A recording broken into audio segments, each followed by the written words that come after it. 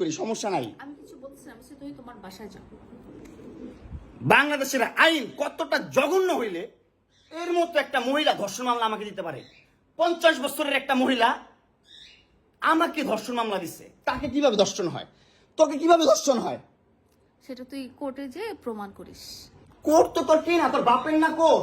তোর বাপ আর্মিতে, তোর ভাই আর্মিতে, তোর জামাই আর্মিতে, তোর 2টা জামাই আর্মিতে। তোর তো আইন কি না? আর আমরা তো গরিব মানুষ, আমাদের তো সময় নাই, আমাদের তো এই সমাজে কোনো ছাই নাই। আমরা তো সমাজের ময়লা আবর্জনা, আমরা এই সমাজে।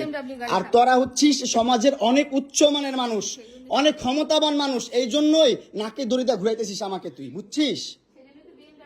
হ্যাঁ, বিএমডব্লিউ নিয়ে যোগ্যতায় চালাই, তোর টাকা দিয়ে চালাই না, যে যোগ্যতা চালাই, কামাই করে চালাই।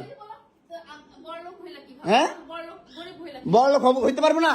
কোথাও লেখা আছে গরিবরা বিএমডব্লিউ চাইতে পারবে না, গরিবরা বড়লোক হতে পারবে না? কোথাও লেখা আছে? হ্যাঁ, কোথাও লেখা আছে? নাহলে ওই মেয়েদের বাসায় যাও, নাহলে নরসিংদী যাও, যেখানে যাচ্ছিলা সেখানে যাও। তোমার কাপড় চোপড় নিবা? অবশ্যই নিব। দাও, ব্যাক করে দাও।